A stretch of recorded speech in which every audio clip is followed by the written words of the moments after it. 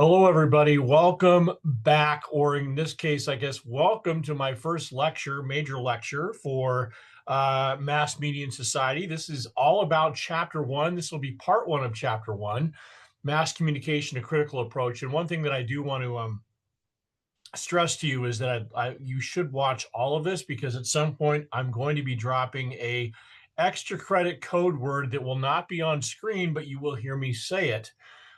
So anyway, you'll get some extra points on a quiz should you be paying attention. But I want to talk about Chapter 1, which is basically all about communication and mass communication. We're going to be going over some pretty key terms. In fact, I might as well start right now with key terms from Chapter 1 to set the table. And again, some of this stuff you're going to be quizzed on, so I would definitely try to follow along here. And honestly, I do obviously put these PowerPoints up on the module as well, so you can review them after I am done speaking here. So in any event, one of the terms that will be very much in use, not just in Chapter 1, but beyond, is called mass media.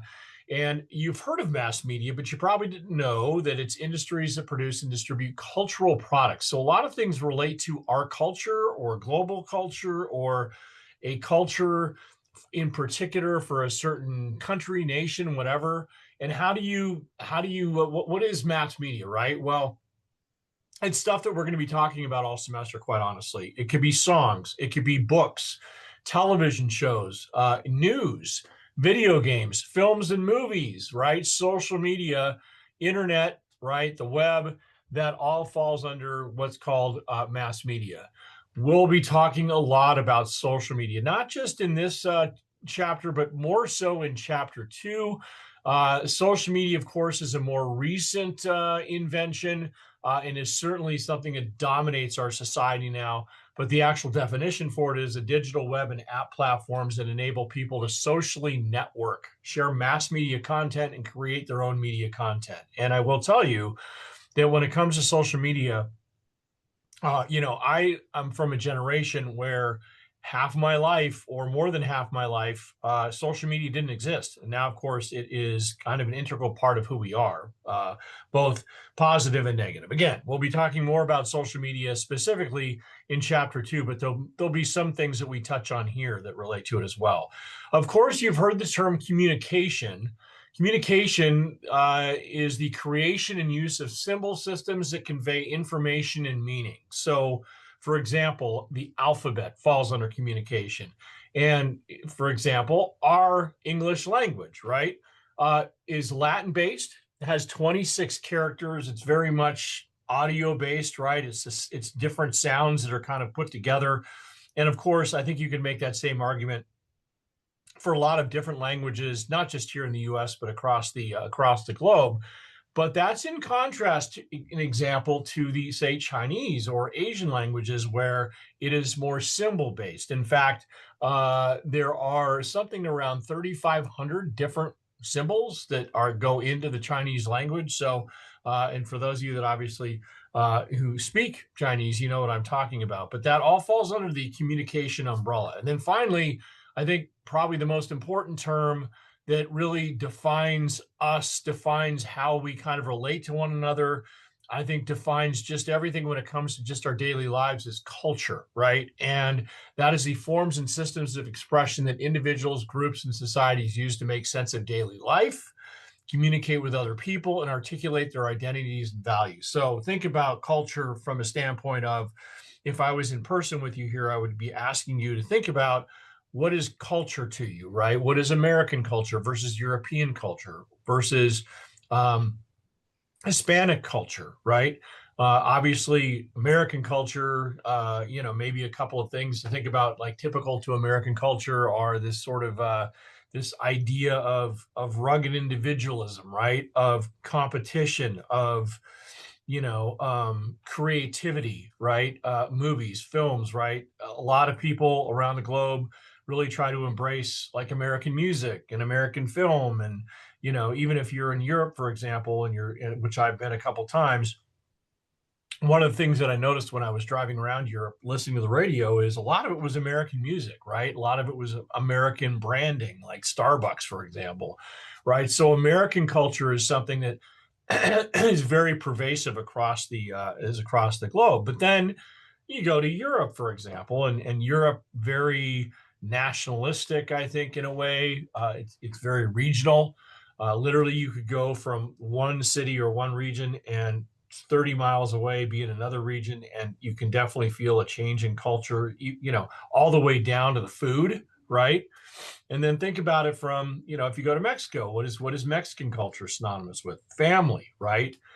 Family, religion, etc. So, I think just take a minute to reflect on whatever your culture is and what makes it unique. But how does that relate to mass media? Well, of course, our culture, Mexican culture, European culture, Asian culture, whatever, is reflected in it's reflected all around us, right? It's reflected in our music. It's reflected in our books. It's reflected in our television shows, our newscasts, even video games, believe it or not, movies, social media, all of it, right? So that's why culture is such a key thing. And we'll be talking more about that.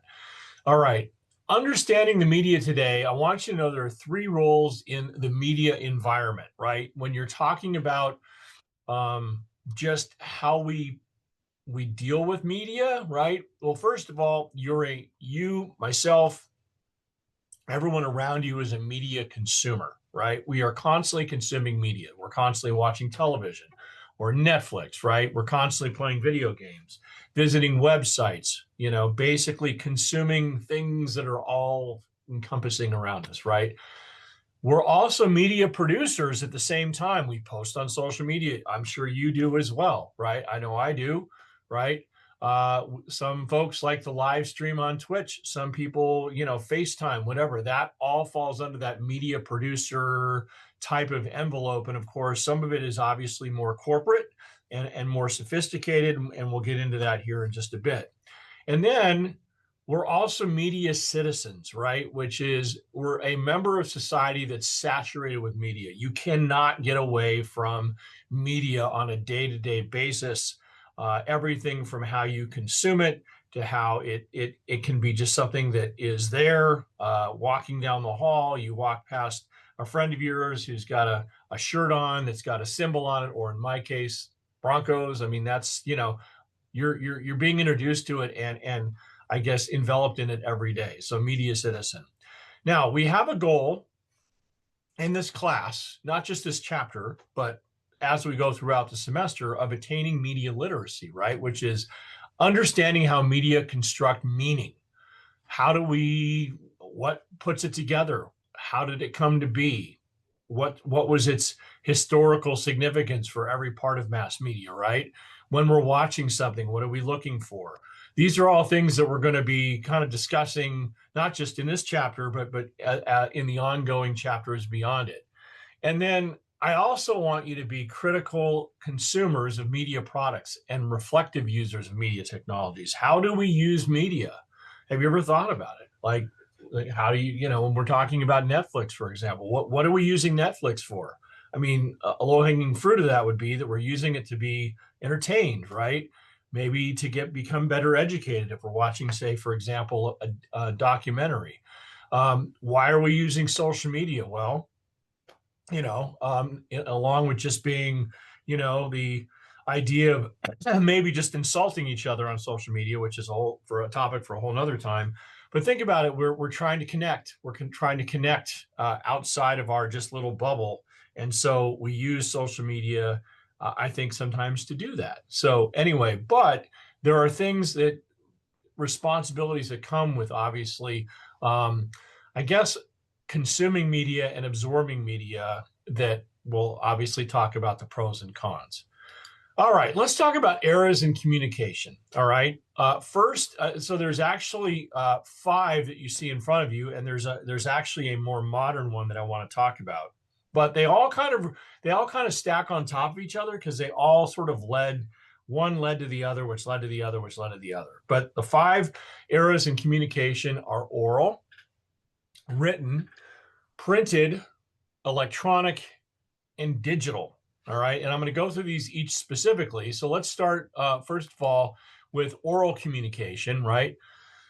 Which is to say, let's go back several thousand years ago, and understand that as we evolved as humans, it's not like human beings had Facebook or Twitter or YouTube or Netflix. We just didn't have it. We didn't have phones. We didn't have any way of really kind of like, I think you have to go back to the fact that go back prior to go back to an era, I should say, where we were just trying to figure out how to just basically put sounds together to communicate with one another, right? And information and knowledge were first circulated slowly through oral traditions. So, for example, Charles Darwin talks about the fact that, several thousand years ago, basically, think about, he would say, think about just this, the act of survival, right? Yeah, humans kind of roamed, in packs trying to survive. This was, think about 5,000 years ago, there was no electricity. It was dark. If you were trying to hunt, how would you coordinate a hunt? You couldn't coordinate a hunt at night because you couldn't see each other.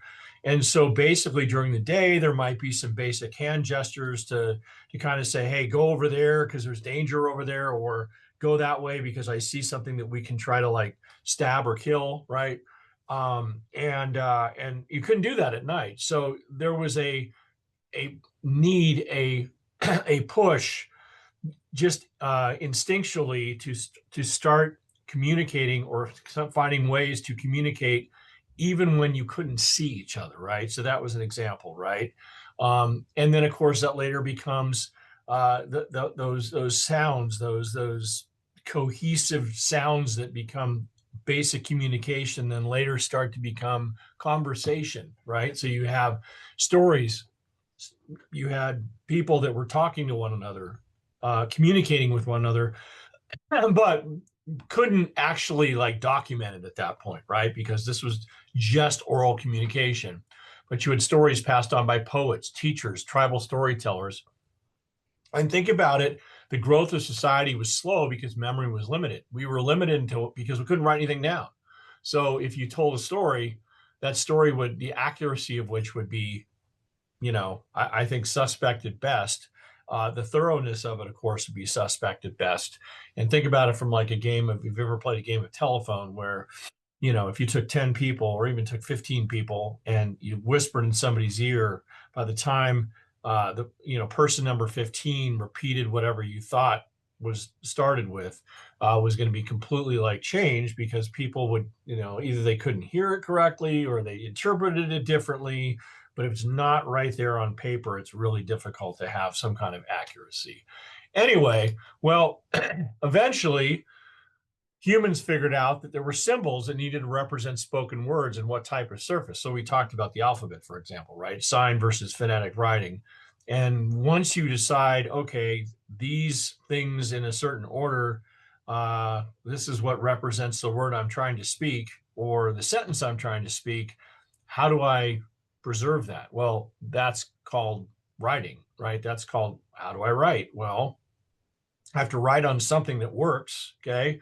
And of course, early on, the Egyptians used, Sumerians, I should say, Sumerians used clay tablets, papyrus, parchment made from animal hides. I mean, the process of like actually creating paper, and at least early paper, was very, very difficult and very cumbersome, right? Not to mention, wasn't the easiest surface to write on. But eventually, the Chinese actually created paper. That the Chinese figured out that you could create paper from trees. And so still today, in 2026, how do you create paper? Well, it comes from the processing of trees. But basically, the Chinese created paper 1,000 years before it appeared in Europe. And of course, once you figured out a surface in which to write on, paper, right, you could start to document things more accurately. And so the social impact of writing became critical. But the problem was is that there were only a few select people that were smart enough, not dumb, but who could understand how to kind of put thought to paper. And those folks were educated, those folks read. But those folks early on basically didn't want to have the entire group around them obviously understand that because it gave them a great deal of more power. So they're right away, thousands of years ago, the educated versus the uneducated really kind of, I think, took shape. And even today, I think you definitely can see there's a much greater, when you look at society, those that are educated, those that know how to write, those that know how to read, um, are in a much greater advantage than those that aren't. And that's something that obviously started a long time ago, right? Obviously, if you understood what you were up against, understand what you were writing, understand how to read, understand how to process information in a more simple way, that obviously meant greater power. And so think about governments trying to keep information from populations. The ones that have a more free flow of information are certainly more modern, right? They're more connected. Communication is greater versus governments like, for example, North Korea that goes out of its way to make sure that the public is kept in the dark. The public is left largely uneducated and can't rise up, right? Anyway, writing made it easier to nourish a permanent body of knowledge for sure, right? It became storytelling, but storytelling at least that you could accurately reflect. All right. How do you mass produce writing though, right? So the Chinese invented block printing in 1045 AD. But again, remember the surface at which these things were being kind of like preserved on, very unpractical early. And of course, they became more practical once paper became more kind of mainstreamed, right? But it really was Johann Gutenberg in 1453 who invented the printing press that really was a game changer. And his basically moving letters around, being able to mass produce thought on paper, distribute, that was something that hadn't been done before on a mass scale. Well, in this case, it now was. And so the first thing he did was published the Bible in 1453. And of course, when we get to books, we'll talk about how books were made prior to and after the printing press was created. But the fact is that basically prior to the printing press, books were only available to the very few, to the educated, to the elite, not to the masses. And Gutenberg's invention kind of changed that in a dramatic way. And of course, when we talk about availability of something, if it's less, it's more expensive, it's not as accessible. When you have something more, price drops, more accessible, right? Anyway, so Gutenberg's invention led to nationalism and the Protestant Reformation, meaning that prior to Gutenberg's invention, for example, Martin Luther, you may want to like look up that name. So Martin Luther posted some his ways of how he thought that man should be relating to God, and he posted it on a piece of paper, and he put it on a doorway in Germany. And basically, if you don't mass produce those ideas are very difficult to take hold, right? But if you take those same thoughts, right, and how man should connect common man should connect to God with not maybe having the middleman be the priest, whatever, or at least make that more efficient. And you can mass produce that and distribute that idea of yours. It can take hold quickly. A modern example of that, by the way, is social media. Right. One of the things and we'll talk more about this in chapter 2, one of the things about social media that's really interesting is someone can have an idea and share it, and then it gets reshared, and then suddenly that idea grows into almost like a brush fire, right? And it becomes mainstream. If I have a belief or if I have an idea and I have no way to share it, no way to other than just to share it with a few people around me, that idea never takes hold. That's why Gutenberg's invention was so critical. But the idea of mass production of information led to the Industrial Revolution, modern capitalism. We'll talk more about that as we get to these particular chapters, but just know that the Industrial Revolution, I think, never happens, nor modern capitalism, nor modern society ever happens without the idea of being able to mass produce ideas, right? Finally, it led to individualism and entrepreneur culture. And one thing I didn't know, I did not, I kind of skipped over, is also nationalism. The idea that if you're proud of a certain idea in a certain area, that you can really kind of like solidify that idea by mass producing it. All right. Well, next one is electronic communication, rise of industry in the USA and Europe in the mid to late 19th century. So when we talk about the Industrial Revolution, that really is directly tied into the era of electronic communication in the 1800s. And so when you start, if you were to jump back in your time capsule and hop out in the early 1800s, you hop out into a country that was rural, towns spread far apart. Yes, were there cities? Yes, but they weren't really modern cities. I mean, New York existed, obviously, and Washington, D.C. and Chicago. But in general, sorry, guys, I've been battling a cold. But in general, the idea of a modern society with cities and factories, and that doesn't happen without some key components in the era of electronic communication. And first and foremost, it's the telegraph, which we'll talk in greater terms about later. But the telegraph, Samuel Morse's invention in the early 1840s, harnessed the idea of instant communication, the speed of light. First, it was he would produce things in Morse code, and then later this idea. And so basically, if you would tap out a code, Morse code, on a wire from point to point, and then there'd be somebody else at the other end of that wire translating what your message was, and that message could be translated instantly.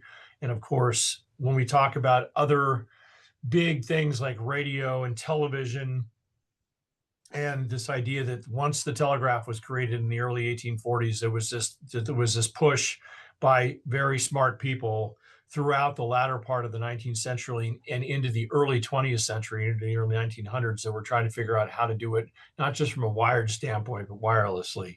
But this idea of instant communication led to the mass market of newspapers, right? The idea of mass marketing of news. It was easier for military coordination. It was easier for companies to grow and be able to decide who needed what in terms of like what product to ship where. And it just led to this, this incredible renaissance, if you will, in terms of communication because of the telegraph. And of course, it led to a hunger for more technology. And there'll be a number of instances as we get into these particular forms of mass media where you'll see one like invention kind of like snowballs into another. And of course, by the end of the 19th century, which is the 1800s, and the early 1900s, you'll see that it becomes very corporate. Some of the big names are AT&T, RCA. We'll get into those more specifically as we get into more forms of specifically of mass communication. Sorry, guys, bouncing around here. It also turned information into a commodity, right? The idea of being able to actually profit from information. That's something that even today we're still, I mean, think about how much modern media companies are worth, right? And information is a commodity. Okay. Now, other things that get introduced during this electronic communication era, some pretty big ones we'll talk about more in kind of their individual way. But film comes along in the 1890s, and of course, preceding film was photographs, right? Photographs and films go kind of hand in hand, but they had a massive impact on culture. They changed the concept of what's called leisure time. So when people were thinking about how to sort of go out, have a good time, exhale after working in factories for hours upon hours, during the latter part of the 1800s and the Industrial Revolution, you would go see a film. And of course, one thing that we'll talk a lot about when we get to film is how immigration, particularly at the latter part of the 19th century, how that kind of timed up so well with the invention of film and why. But it was definitely appealing to immigrants. And of course, we had radio in the 1920s. And how, I think a lot of people obviously understand, like they know what radio is, but do you have any idea the connection between radio and corporate America and what a big boost it was for just capitalism and corporate America in general and the world, right? Radio became that. And that obviously, when we get into radio, probably in March, that's probably when you're going to get that chapter. We're going to talk about how radio had this incredible impact upon society, much like film did. And you can see, again, alter the concept of leisure time. It produced things like, the soap opera. We'll talk about that. Breaking news. All of that comes along because of radio. And then you can't have radio and not have television, right? Television it's not very long before we see television, actual visual images. So people hear things and they're entertained by audio, want to see it, right? Because they're used to film. Well, television kind of filled that void. And so when we get to television, we'll talk about what its impact was. But just to kind of preview it, just know that it grew exponentially, right? When it was introduced in 1946, for the most part, television was in 5,000 U.S. homes. And by 1960, it was up to like 90 million. So an incredibly meteoric, like a rocket ship going in the sky. Television became part of that whole electronic communication era. And of course, it's an additional outlet for corporate America, cable, TV, home video, et cetera. And then obviously you have to say that probably the last component of the electronic era was the idea of personal computing. And we'll talk about computing in greater detail in chapter 2, but home computers make their debut in the mid 70s. Of course, now computers are built into all sorts of different things. Speaking of which, onto the digital communication, right? The idea of images, text, and sounds encoded into electronic signals represented by binary numbers, then reassembled. So zeros and ones, the basis for every digital signal, right? And think about how reliant we are on digital technology now. It's everything from not just our entertainment, but obviously now a lot of things that we do just in general, as living our day-to-day lives, have a lot to do with digital. We also know that traditional media, right? So newspapers, film, television, radio, whatever, they lose control. Traditional media, those traditional forms of media, lost control because of the fact that digital is just so fast and it spreads further than ever before. And sometimes, and that's where the terms like disinformation, misinformation come along. And we'll talk more about that when we get to chapter 2. The idea of email, which was a digital reinvention of oral culture, replaces the postal service, right? And of course, we use email as a common term that we use, and I'll explain how that got started when we get to chapter 2. And of course, you have the oral culture reinvented again by social media and text messaging. So how we speak to one another, how teenagers, for example, because they're so used to texting and acronyms and different shortening of words and not necessarily using complete sentences, how it's bled its way into just sort of how we communicate and how we write, right? And then, of course, social and other digital media has fundamentally disrupted traditional business models. It's not just film, it's not just television, it's not just radio. A lot of these things now, it's embedded, and we'll talk about something called convergence here very shortly. But it's all converged now in the digital era. So where are we now? Well, we are in the era of AI, artificial intelligence, a very exciting and scary word, or two pairs of words all in one, right? I have watched, and you have watched just in the past few years, how AI is starting to really kind of change the game. Of course, I think when we think of AI, we think of GPT, right? You've got Gemini, Google, obviously Google's got its own form, Microsoft's Copilot. It's changed our media environment. In fact, it's made everything from basically looking, trying to write an essay, for example, or answer a question. I guess you could say Google early would give you sort of if you typed in, tell me all about the era of electronic communication, right? And Google might give you some resources to click into. Well, now you guys know that you literally could say, explain to me what electronic communication is. It spits it out, and then you then in turn try to like pass that off as your own work, right?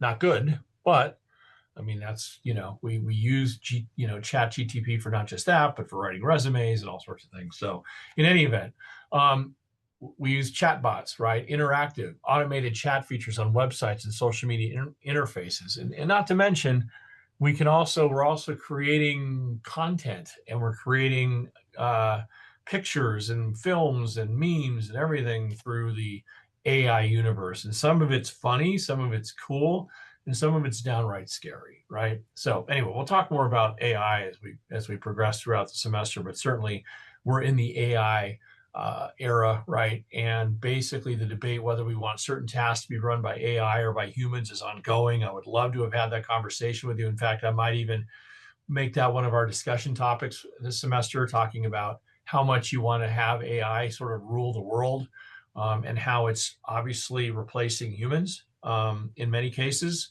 in a lot of different ways. And that's kind of sort of got me nervous, right?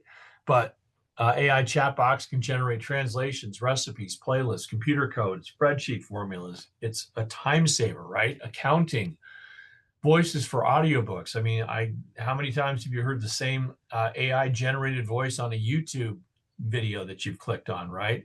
Images for graphic design and text for brochures or manuals. It's, all part of that universe. So that's AI. So basically, if you've gotten here, the key term is Broncos. Broncos, Broncos, Broncos is your key term. And I want to say that part 2 will start with the linear model or linear process of mass communication. So we've reached the end of part 1. Thanks for watching. And again, I would encourage you to review slides 1 through 11, and then part 2 will start with slide 12.